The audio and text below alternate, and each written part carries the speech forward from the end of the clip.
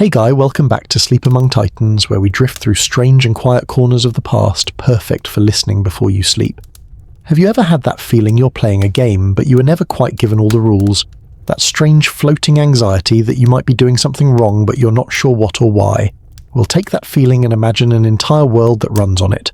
Tonight we're taking a gentle walk through the medieval mind. It's a place that operated on a completely different set of instructions. A place where the official rulebook was one thing, but the unwritten rules, well, they were everything.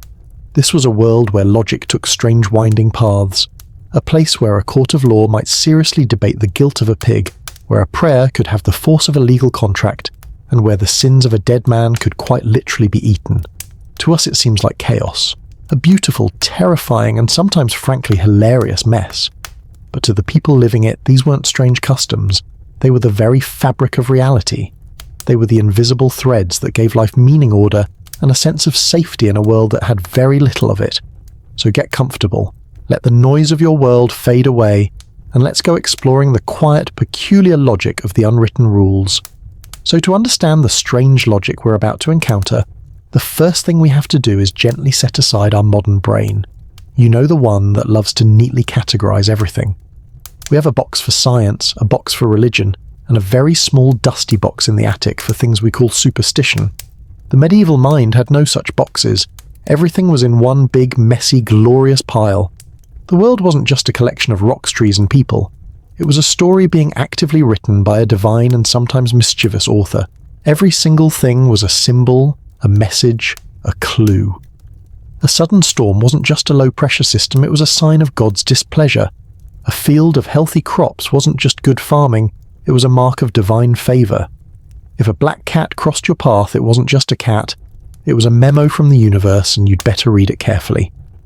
Think of it this way, for them the physical world and the spiritual world were not two separate places. They were completely hopelessly and beautifully intertwined. The air itself was thick with unseen forces, angels, demons, saints, and the lingering spirits of the dead. This wasn't a belief they thought about on a Sunday. It was their fundamental reality, the very operating system of their existence. And that simple, profound difference is the key. Once you accept that you're living inside an enchanted story, then trying to put a pig on trial, or using a red-hot iron to reveal the truth, starts to make a strange kind of sense. It's not magic. It's just interacting with the world as you see it. Let's travel now not just in our minds, but to a specific place. Imagine a small village square in 14th century France. We'll call it Fontaine-la-Forêt. The sun of a late summer afternoon hangs heavy in the air, warming the worn cobblestones. There's the low, lazy buzz of flies, the smell of baking bread from a nearby cottage, and the faint, sweet scent of hay from the fields.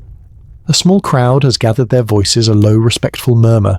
It has all the hallmarks of a public event, a wedding perhaps, or a travelling merchant showing his wares. But as we drift closer, we see this is no celebration.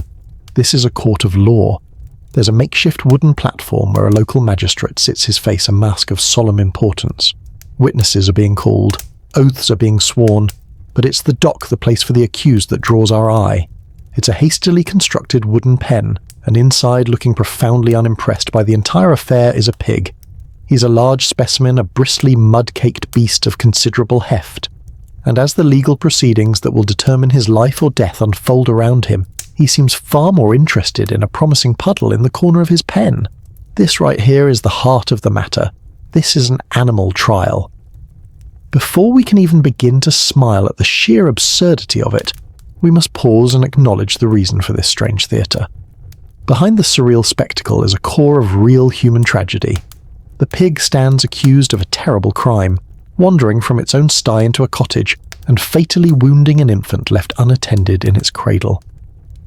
The grief of the family is a raw, silent presence at the edge of the crowd, and in a world searching for meaning and justice in the face of random, horrific loss, this was the tool they reached for. The trial proceeds with a baffling seriousness. A bailiff trying his best to look official formally reads the charges.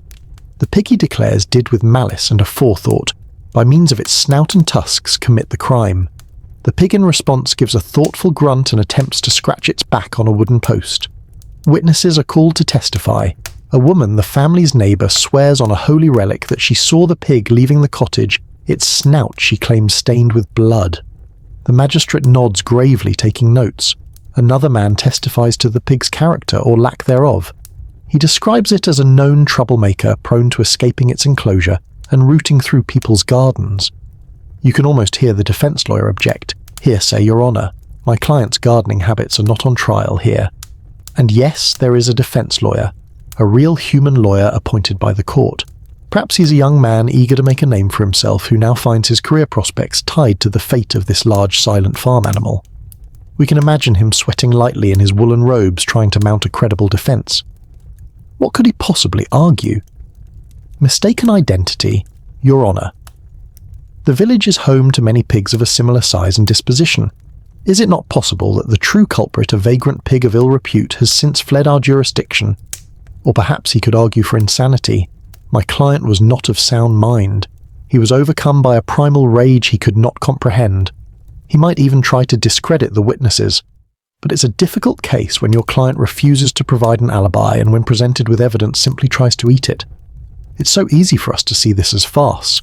But for everyone in that square, from the grieving parents to the serious-minded judge, this was a vital act of cosmic housekeeping. They believed God's law applied to all of creation. A crime wasn't just a violation of human rules, it was a disruption of the divine order. A sin had been committed, creating a stain on the community, and a stain, as everyone knew, had to be formally and publicly cleansed. The trial was the cleansing agent. It was a way to take a horrifying, chaotic event and wrestle it back into the realm of human control and divine justice. Finally, the moment of judgment arrives. The magistrate clears his throat. The crowd falls silent. He declares the pig guilty as charged. The sentence is death. But it won't be a simple butchering. The punishment must fit the crime, and the execution must have the same legal solemnity as the trial. The pig is to be hanged in the public square. In some historical cases, the condemned animal was even dressed in a human jacket and trousers, before its execution, a final surreal step to personify it and make it a fitting subject for human justice. As the sun begins to set, casting long shadows across the square, the sentence is carried out. A strange quiet falls. The terrible act has been answered. The stain has been removed. The cosmic balance in their eyes has been restored. And now we can pull away from the scene. We can leave the village of Fontaine-la-Forêt to its quiet, grieving evening. The strange, jarring sounds and sights of the trial fade away, replaced by the peace of your own room. The absurdity gives way to a quiet understanding. It was their way of finding order in the chaos of finding justice in a world that often offered none. It was a story they told themselves, a necessary ritual to make the world feel safe again. And now it is just a story for us. A strange and quiet corner of the past, perfect for drifting away to. So you have a crush. It's a timeless human problem. In our world, the course of action, while often terrifying, is relatively straightforward. You might send a carefully worded text, a meme, or even, heaven forbid, speak to them. You have options. Now let's gently press rewind on civilization for about 700 years and find ourselves in a small, tightly knit English village. Your name is Thomas. You're a young stonemason's apprentice, and you are completely hopelessly in love with Allée, the weaver's daughter. The problem is your avenues for expressing this are limited. Life is public. Everyone knows everyone. A clumsy forward declaration wouldn't just be embarrassing, it could be a minor social catastrophe for both your families. Marriages are often about practicality, joining 2 plots of land or 2 workshops, not about the flutter you get in your stomach when you see her at the market. So what do you do with all that hope, that aching, silent affection? You can't just bottle it up. You have to give it somewhere to go. You turn to the unwritten rules. You turn to the quiet, subtle magic woven into the fabric of the world. This isn't the dramatic fire and brimstone magic of fantasy stories. There are no bubbling cauldrons or incantations that make someone a zombie in your thrall. This is quieter, more like a whisper than a command. It's more akin to spiritual gardening. You're not creating a new plant from thin air, you're just tending the soil, providing some water and hoping the sun and the saints will do the rest. One evening, unable to sleep, Thomas decides to act. Following a fragment of advice he overheard from some old women, he slips out of his small house. The village is asleep, shrouded in a deep pre-industrial silence, broken only by a barking dog in the distance and the soft hoot of an owl. His destination is the small, quick-running stream at the edge of the village. The moon is nearly full, and its pale light filters through the trees, making everything look silver and strange. His task is simple, yet it feels momentous. He has to find a smooth grey stone worn down by the water. He wades into the freezing stream, his teeth chattering, and feels around in the dark silt. When he finds one that feels right, he holds it tight in his fist and thinks of Alay. He pictures her face, the way she smiles, the sound of her laugh. He pours all of his silent hope into this cold, smooth stone. The final step is the riskiest. He must creep back through the village to her family's cottage and place the stone on the threshold of her door where she will step over it in the morning. He does so with the stealth of a spy, his heart hammering against his ribs before vanishing back into the night. He has done his part. He has sent his message not to her but to the universe. Meanwhile, Alay herself is not idle. She has noticed Thomas's stolen glances, and she too has a heart full of questions. In the warm candlelit kitchen with her older sister, they decide to ask the world for an answer. It's the eve of St. Agnes, a night believed to be powerful for love divination. Their ritual is a cosy domestic one. Alay takes a ripe red apple. The goal is to peel it in one continuous unbroken strand. It's a task that requires intense focus, and the sisters fall silent, the only sound the soft scraping of the knife against the apple's skin. After a tense moment, she succeeds. The long red peel hangs from her hand. Now she must swing it around her head 3 times and let it fall to the floor behind her. The shape it forms upon the dusty flagstones is said to be the initial of her future husband. She lets it go. The 2 girls, a bundle of nerves and suppressed giggles, turn to look. On the floor is a messy looping shape. Her sister squints. Well, it could be an N for Nicholas the baker's boy. Alay frowns, but then she tilts her head. No. Look, if you see how this part curls here, and that straight bit there, it's a T. A T for Thomas. Hope, after all, is a powerful lens. The shape on the floor is ambiguous, but her heart has made its choice. Now what can we make of all this? Did Thomas's magic rock cast a spell? Did Alay's apple peel truly predict the future? To us it seems like wishful thinking, but that's missing the point. These rituals were a vital psychological release. In a world that gave them so little personal agency, this was their way of taking action. It was a method for converting a powerful internal emotion into an external, physical act. It gave their silent hopes a shape and a purpose. It was a way of having a conversation with fate, of saying, I am here, this is what I want, please send me a sign. And perhaps in the end the real magic wasn't in the stone or the apple peel at all. Perhaps having performed his brave secret ritual, Thomas feels a new sense of confidence. He feels he has fate on his side. So the next day at the market, he doesn't just stare from a distance. He walks over and offers to help Alay with her heavy basket of wool. And Alay, having seen a clear T on her kitchen floor, sees this not as a random act of kindness, but as the sign. The universe has answered. The story has begun. The magic didn't create their love, but it built the small, quiet bridge that allowed them to finally meet in the middle. If you feel a fever coming on today, your mind probably jumps to a very specific place. You think of germs, viruses, bacteria. You might take a pill to fight the microscopic invaders, drink plenty of fluids, and surrender to the battle being fought within your cells. Our medicine is a science of the invisible, a war against tiny things. Now let's once again gently press delete on that entire way of thinking. For in the medieval world, sickness wasn't an invasion from without, but an imbalance from within. Your body wasn't a battlefield, it was a delicate ecosystem. And when you got sick, it meant your personal ecosystem was out of whack. Let's imagine John the village blacksmith. He's a mountain of a man, his arms thick with muscle from swinging a hammer all day, but for the past week he's been laid low. He's plagued by a fever that leaves him drenched in sweat, a pounding headache, and a temper so short he's been shouting at his own anvil. He feels, in a word, overheated. A physician is summoned from a nearby town. This is no village herbalist. This is a man of learning, a man who has studied at university. He arrives not with a stethoscope, but with a leather bag of strange instruments, and most importantly, a complex chart covered in astrological symbols. This is the Volvel, a kind of medical slide rule for the cosmos. He doesn't begin by taking John's temperature. He begins by asking questions. When did the fever start? What have you been eating? What is the nature of your dreams? He consults his chart, noting that Mars, a hot and dry planet, is currently in a dominant position. He observes John's flushed red face, and listens to his wife's complaints about his fiery, angry moods. To the physician, the diagnosis is as clear as day. John is suffering from an excess of humour. This was the grand unifying theory of medicine for over 2,000 years. The idea was that the human body was composed of 4 essential fluids or humours, each corresponding to an element and a season. You had blood, which was hot and moist like the air of springtime. You had phlegm, cold and moist like the water of winter. You had yellow bile, hot and dry like the fire of summer, and you had black bile, cold and dry like the earth of autumn. A healthy person was a balanced person. Your four humours were in perfect harmonious proportion.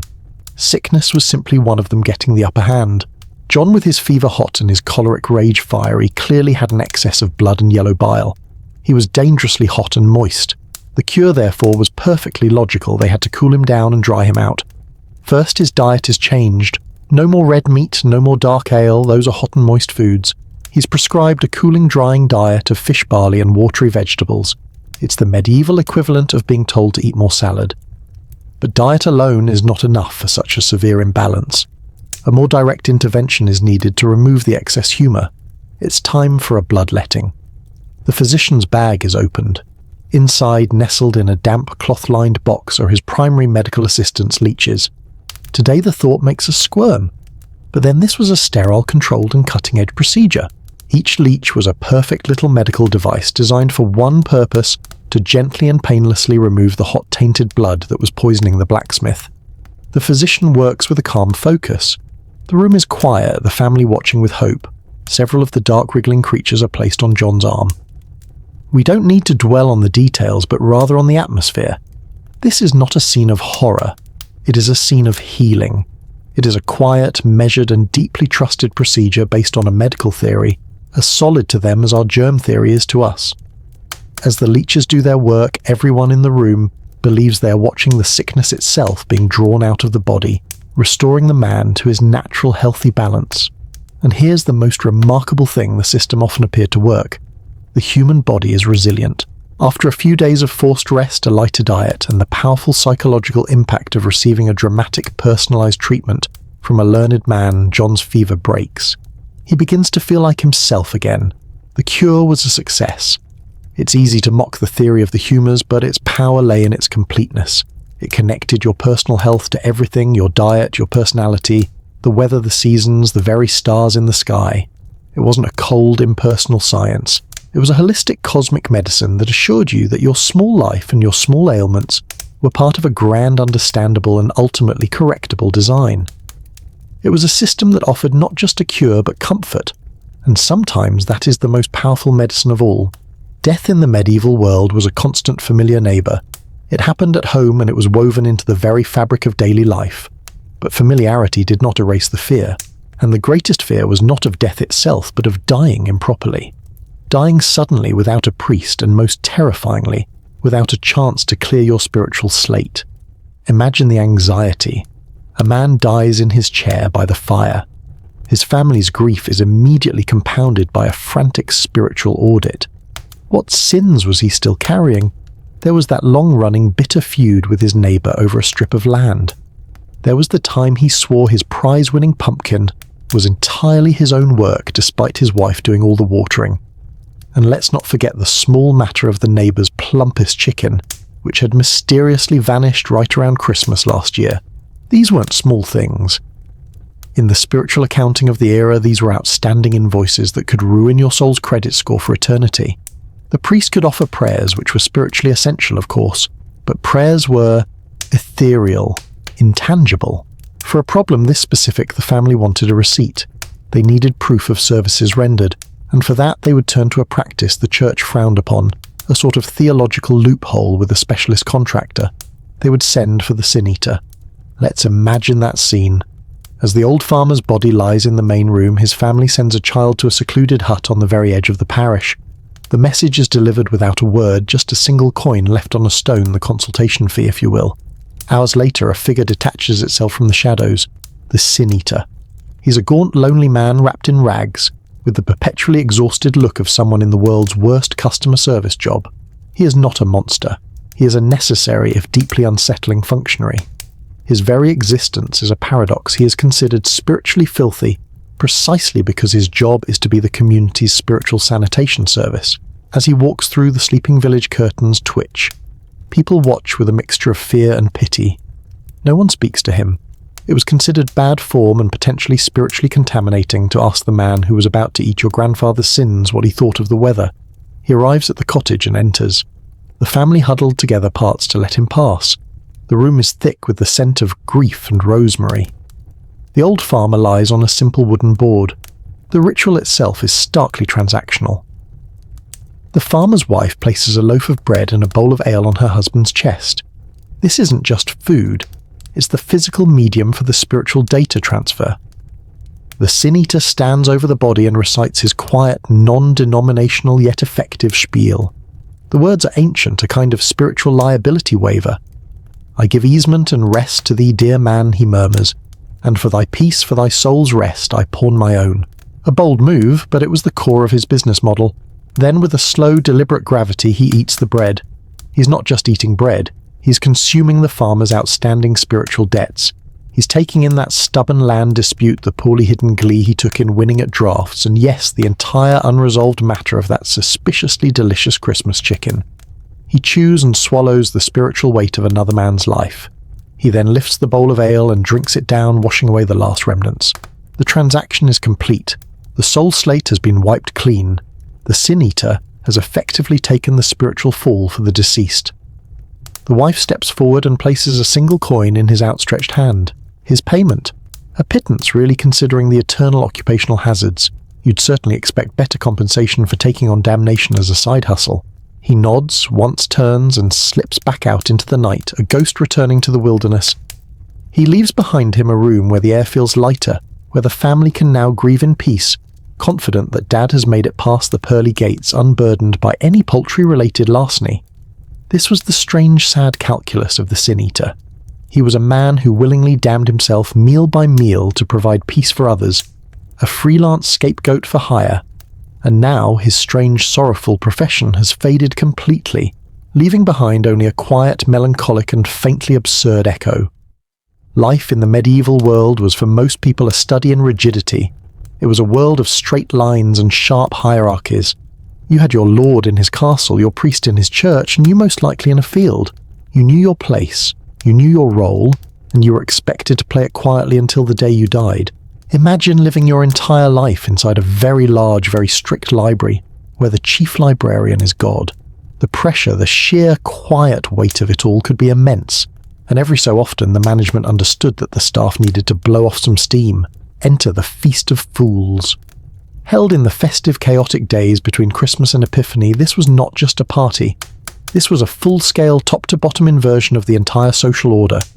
It was a day when the world was deliberately turned upside down and shaken vigorously just to see what would fall out. And the first order of business was to choose a king for this carnival of chaos. This was no formal election. The title of Lord of Misrule, or Abbot of Unreason, was often decided by chance. A single bean would be baked into a cake, and whoever found the bean in their slice was king for the day. So let's imagine the moment.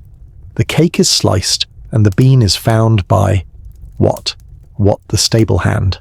A man whose primary companions are horses whose main talent is shoveling manure, and who is generally considered to be only slightly smarter than the animals he tends. Yesterday he was at the absolute bottom of the social ladder. Today he is king. He's hauled from his stool dressed in a mockery of the Lord's finest robes, which are far too big for him, and a crown of twisted twigs is placed on his head. For a scepter he is handed a pig's bladder tied to a stick. He's then lifted onto the shoulders of his new subjects, and paraded through the village, a look of utter joyous bewilderment on his face. The first stop for the Lord of Misrule and his chaotic procession is the most sacred, most silent, most rule-bound place in the village, the church. What happens next is a form of licensed blasphemy that is staggering to the modern mind. The mob storms into the holy space. The Lord of Misrule Wat is placed on the bishop's throne. He then proceeds to deliver a sermon which is likely a string of complete nonsense farm animal noises and rude jokes about the actual priest who is probably hiding in the vestry praying for the day to end.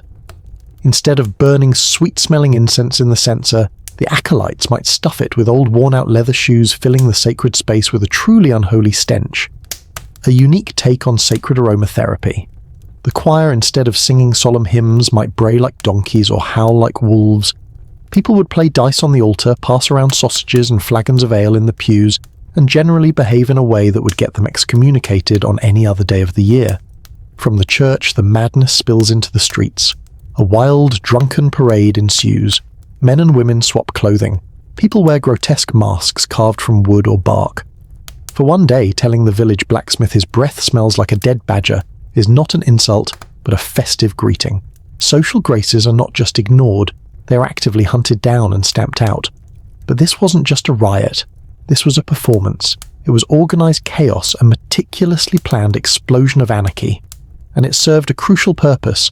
It was a social safety valve. It was one day a year where the peasant could mock the priest, the servant could give orders to his master, and the village fool could be king. All the pent-up resentments and frustrations of a year spent in rigid submission were allowed to erupt in a controlled, contained environment. It was also paradoxically a powerful tool for reinforcing the social order. By experiencing one day of absolute stomach-churning chaos, everyone was reminded of just how important the rules were for the other 364 days. The hangover, both literal and metaphorical, was a potent civics lesson. The day after the feast, when everyone woke up with a pounding headache to a village strewn with rubbish, the quiet, predictable authority of the real lord and the real priest probably seemed quite appealing again. As evening falls on the Feast of Fools, our Lord of Misrule Wat presides over a chaotic feast in the Great Hall. He makes a royal decree that all dogs are now cats, and all chickens must be barked at. People cheer this great wisdom and throw food at each other, but slowly the energy begins to fade, the ale runs out, the chaos subsides into a weary, drunken stupor. The next morning the sun rises on a quiet, messy and deeply hungover village. Wat is just Wat the stable hand again, back in the stables with his horses nursing a sore head and a fleeting, dreamlike memory of being a king. The world has been turned right side up. The library is silent once more. The brief, glorious and utterly necessary reign of misrule is over for another year. Let's step away from the noise for a moment. Let's leave the lingering scent of burnt leather from the church censer and the faint collective headache of the Feast of Fools. Let's find a quiet path on a hill as dusk begins to settle over the landscape. Below us a village grows quiet. Chimney smoke rises in thin grey ribbons into the cooling air. The first sharp stars are beginning to appear. From this peaceful distance, let's look back at what we've seen.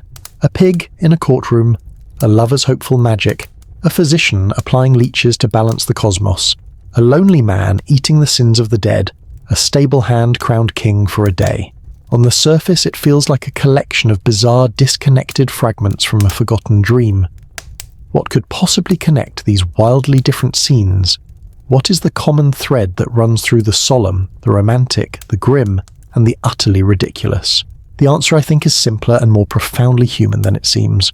All of these customs, in their own strange way, are about one thing: control. Life for most people was a precarious and frightening affair. Your crops could fail, your child could be taken by a fever, your lord could go to war, your world could be upended in an instant by forces you couldn't see or understand. The universe felt vast, chaotic, and deeply indifferent. And so you build systems, you create rules, you invent rituals, you do anything you can to impose a human-readable order onto the terrifying randomness of existence. You don't just kill the pig that caused a tragedy, you give it a trial. You subject the chaos of nature to the order of human law. You don't just hope someone loves you, you perform a ritual. You give your abstract hope a physical form and action you can control. You don't just grieve a sudden death, you hire a specialist to ritually consume the spiritual problem. You create a system for managing the unmanageable. Even the Feast of Fools, the ultimate explosion of chaos, was in itself a form of control. It was scheduled chaos. It was anarchy by appointment. These were the chapters in their unwritten rulebook, a guide for what to do when life went off script. Each ritual, each belief was a tool for grabbing the terrifying slippery wheel of fate and trying to steer it just for a moment. Now that we've seen the strange things they did, let's drift a little deeper and explore the things they truly believed. Let's look at the very architecture of their faith, their fears, and their world. How do you know if someone is lying? It's a timeless, maddening question. Today we have a whole arsenal of imperfect tools. We have cross-examinations, polygraph tests, and psychological profiles. We scrutinize body language and analyze micro-expressions, and yet we still get it wrong all the time. We wrestle with the frustrating, slippery nature of human truth. The medieval mind had a much more direct, if terrifying, solution. When faced with an impossible case, one person's word against another's with no proof and no witnesses, they didn't try to solve it themselves. They outsourced it. They decided to ask God for the answer directly. This was the logic, the strange and solemn faith behind the trial by ordeal. Let's imagine a scenario that is as old as time. A woman named Agnes, known for her quiet dignity, is publicly accused of adultery by a man of some standing in the community. She denies it, her voice shaking with a mixture of fear and outrage. He insists it is true. There are no witnesses. The community is split, whispering in the market and after church. The local priest or lord has no earthly way to determine the truth. It is a stalemate that threatens to tear the social fabric. This is where the ordeal comes in. It was not a punishment or a form of torture, at least not in theory. It was a final, desperate appeal to a celestial court. It was a formal request for a miracle. The process was not undertaken lightly. It was shrouded in a level of religious solemnity that is difficult for us to comprehend. For 3 days leading up to the ordeal, Agnes would be required to fast, consuming only bread and water. She would spend hours in the church praying, confessing any other sins she might have, purifying her body and soul to make herself worthy of standing before God. At the same time, the instrument of the ordeal itself would be undergoing its own sanctification. Let's say the chosen method is the trial by hot iron. A heavy bar of iron would be brought to the church. The priest in his full vestments would conduct a special mass over it. He would sprinkle it with holy water, recite prayers over it, and formally beseech the inanimate object to become a vessel of divine truth. The object of potential agony was treated with the reverence of a holy relic. It was being prepared for its sacred job. On the day of the ordeal, the entire village gathers inside the church. An almost unbearable silence hangs in the air, thick with anticipation and fear. A fire burns in a brazier, and the priest uses a long pair of tongs to lift the iron bar from the coals. It glows with a malevolent orange heat. Agnes is led forward. She is terrified, yes, but she also has a sliver of powerful, desperate hope. Because she and everyone watching believes in the fundamental premise of this moment: if she is innocent, the God she has been praying to will intervene. He will protect her from the fire, or he will grant her a swift and miraculous recovery. The priest recites the final formal charge. Agnes makes her final public denial. Then she's instructed to take the bar. With a sharp intake of breath that is echoed by the silent crowd, she takes the glowing iron in her hands and carries it the required distance, usually 9 paces. The smell of seared flesh fills the air for a second, and then it is over. She drops the iron with a loud clang. Immediately the priest steps forward. He examines the wound, not yet for judgment, but for dressing. He wraps her hand in a clean linen cloth, and then, most importantly, he places a blob of wax on the knot and impresses it with his own sacred seal. The evidence is now secured. Because here is the crucial detail: the ordeal itself was not the verdict. The true judgment came 3 days later. For 3 days, Agnes lives in isolation, her bandaged hand a throbbing sealed mystery.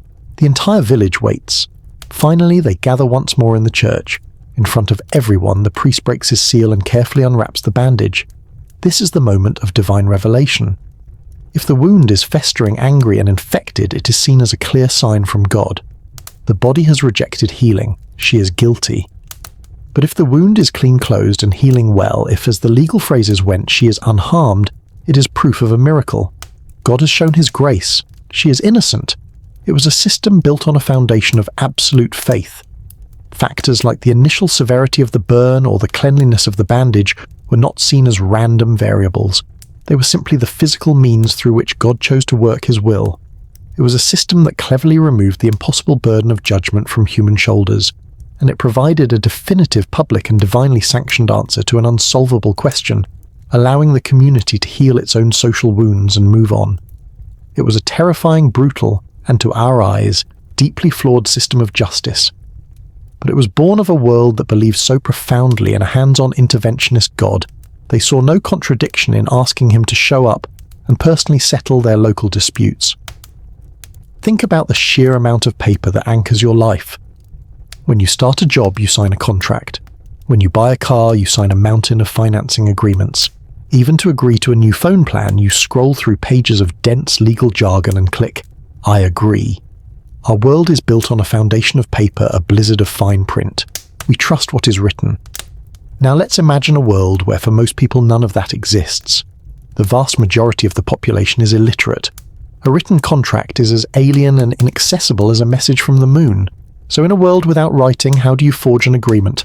How do you buy land, settle a debt, or ensure a promise will be kept? You do it by taking the spoken word, an ephemeral puff of air, and anchoring it to eternity. You do it with an oath. Let's create a common scene.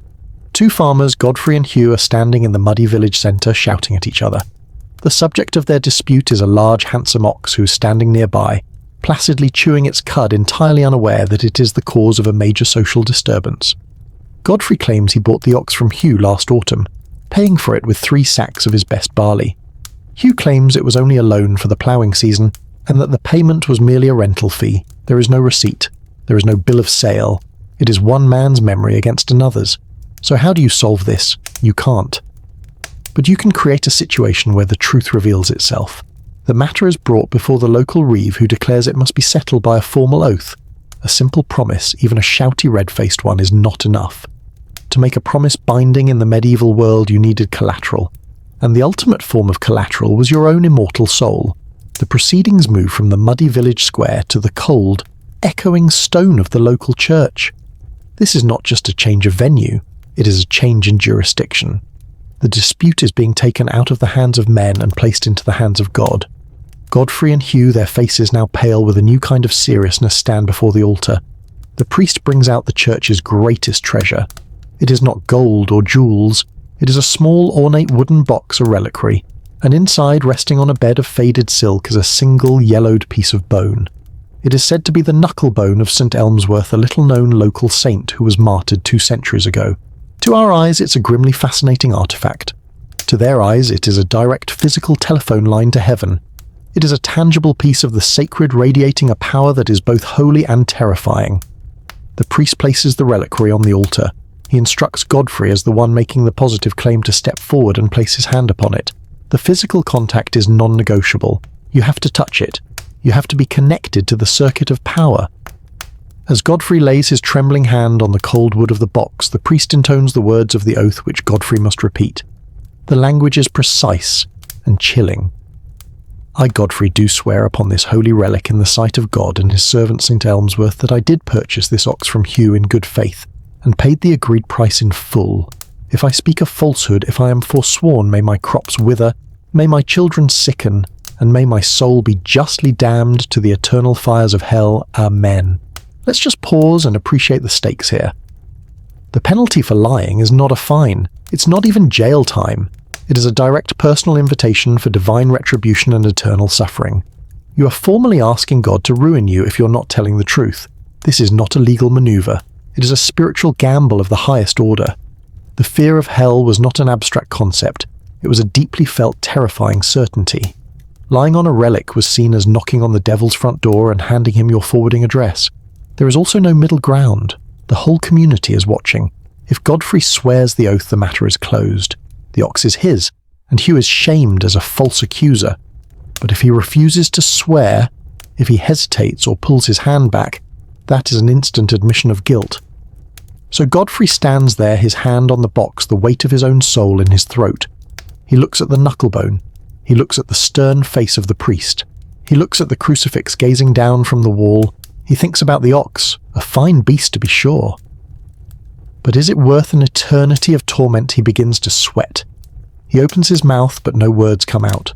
And then, with a shudder, he pulls his hand away from the reliquary as if it were red-hot iron. He cannot do it. In the ringing silence of the church, he quietly confesses that Hugh was right. It was only a loan. The dispute is over. Justice has been done. The truth was not uncovered by clever detective work, but revealed by a system that made the consequences of lying simply too terrifying to bear. It was a world where a person's word, when anchored to the power of the holy, was the strongest contract of all. In our modern world, we've become experts at hiding death. We've tucked it away in quiet, sterile hospitals and serene park-like cemeteries. We speak of it in soft, gentle euphemisms. People pass away, they are lost, they go to a better place.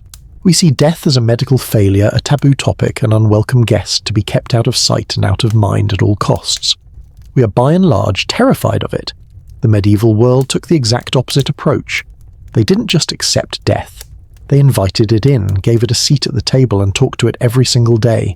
They lived by a simple 2-word Latin philosophy that shaped their art, their faith and their lives. Memento mori, remember you must die. This wasn't meant to be depressing. It wasn't a morbid obsession designed to make everyone miserable. It was in fact intended as a powerful form of motivation. The logic was simple. Your time on this earth is fleeting, a brief and chaotic prelude to an eternal afterlife. Therefore, every single moment of your life should be spent in preparation for that final, all-important journey.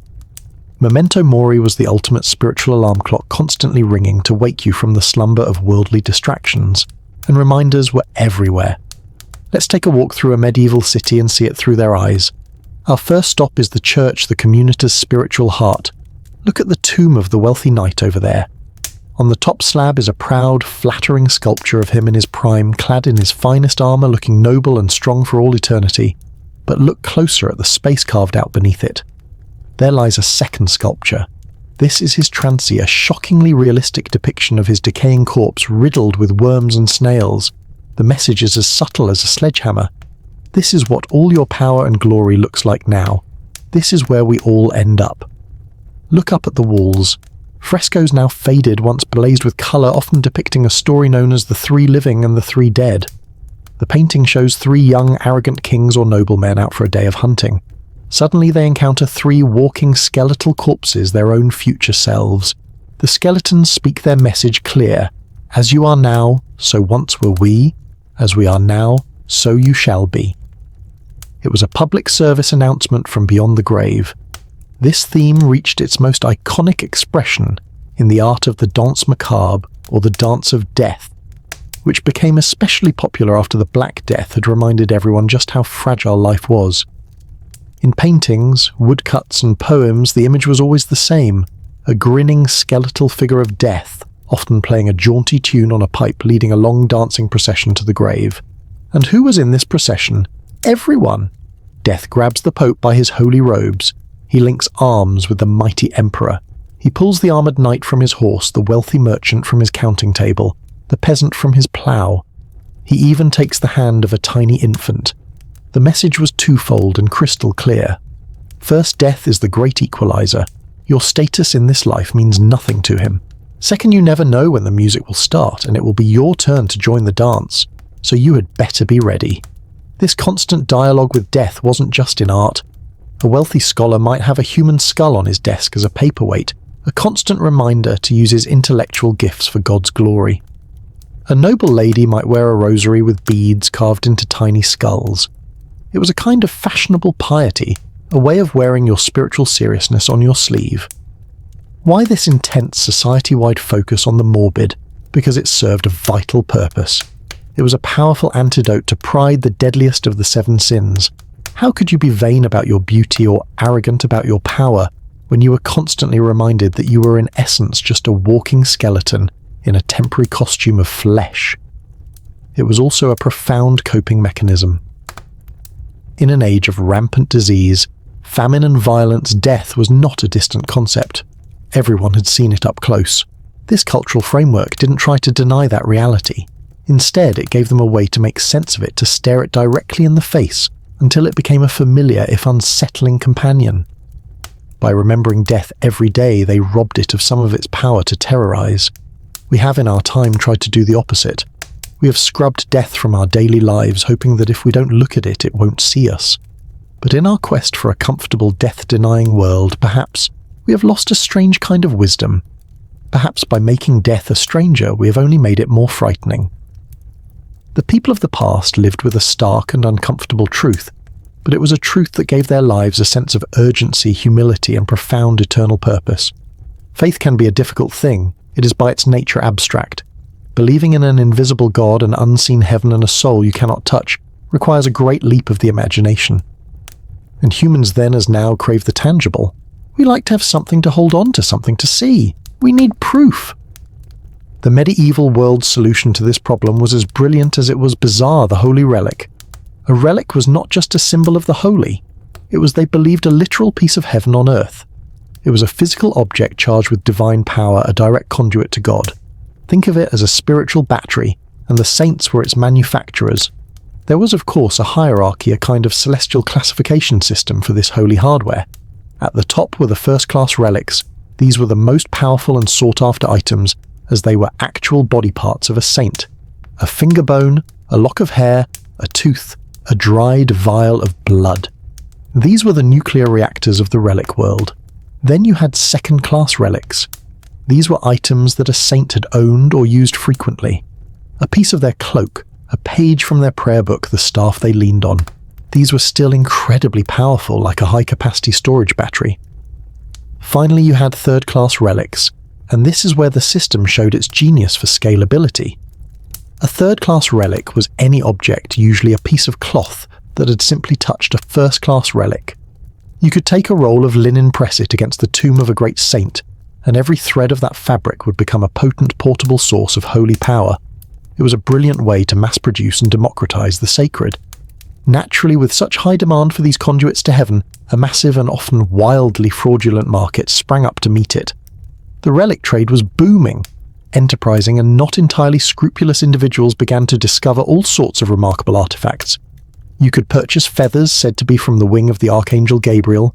You could buy a vial supposedly containing the Virgin Mary's breast milk. One church in Italy even claimed to possess a bottle containing a sigh from St. Joseph. Duplication was also a significant problem. It was said there were enough splinters of the true cross in circulation to build a warship, and at least a dozen different churches claimed to possess the skull of John the Baptist, a fact that seemed to bother no one. To the medieval mind, it was entirely possible that God would miraculously multiply a relic to satisfy the faith of the devout. The authenticity of the object was often less important than the faith you brought to it. But to truly understand the power of these objects, we must move past the cynicism of the marketplace and follow a single devout soul. Let's imagine a woman, Eleanor, a peasant from a small village.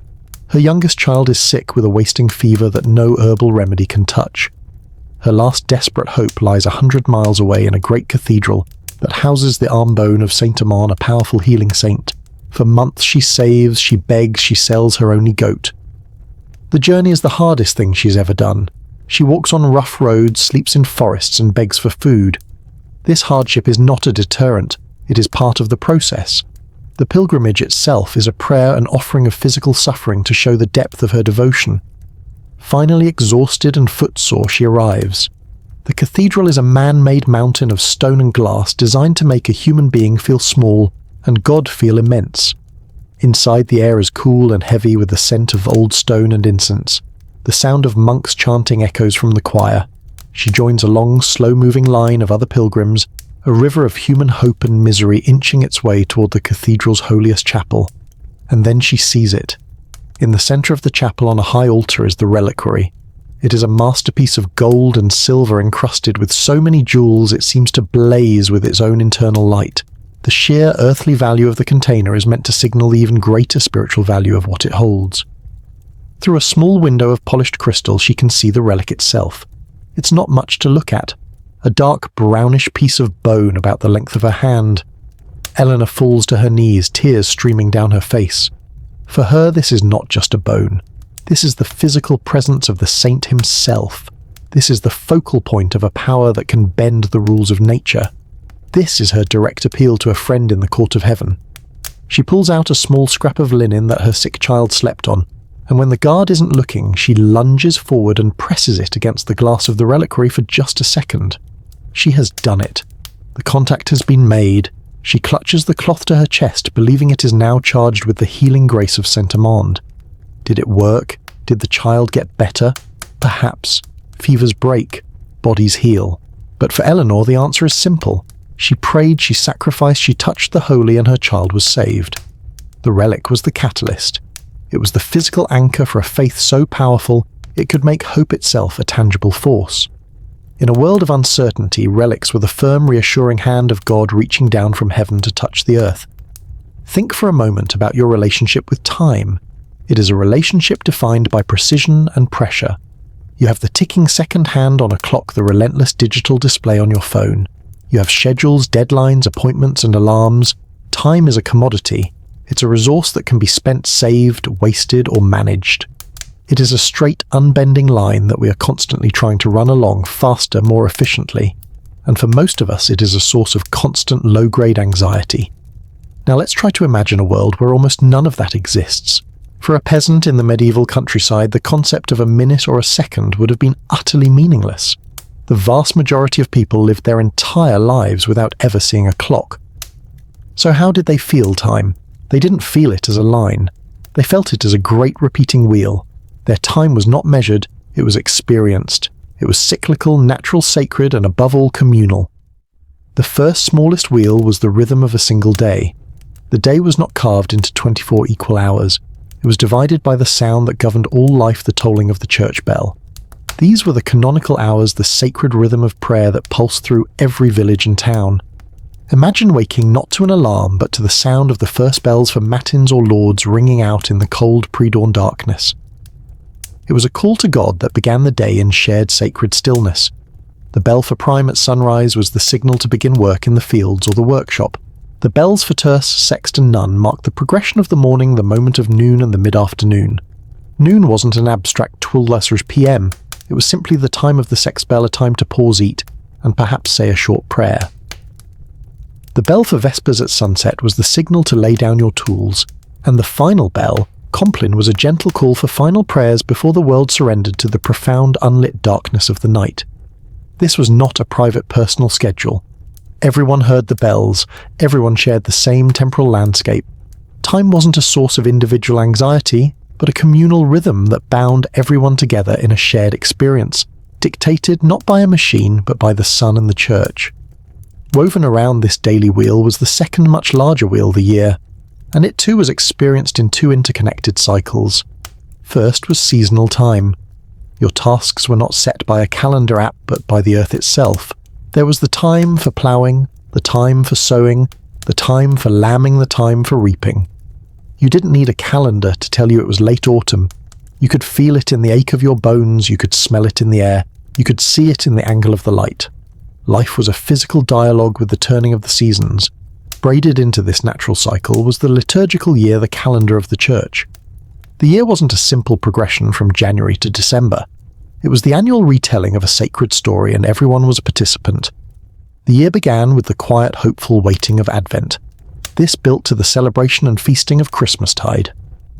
After a stretch of ordinary time, the world would turn inward for the solemn penitential season of Lent, a time of fasting and reflection. This would reach its climax in the sorrow of Holy Week, and then explode into the joyous relief of Easter, the most important celebration of the year. From there, the wheel would continue to turn through other great feasts, Pentecost, All Saints' Day, and the harvest festivals, each with its own distinct mood, foods, rituals and meaning. To live in this world was to live inside a story. You weren't just getting older, you were constantly reliving the central narrative of your faith. It meant time was not about linear progress, but about cyclical presence. You were rooted in the now, the current task, the present season, the festival at hand. It was a worldview that connected every moment of human life to the rhythms of nature and the great repeating epic of the sacred. We have gained a world of incredible precision, but we have perhaps lost a world of profound connection.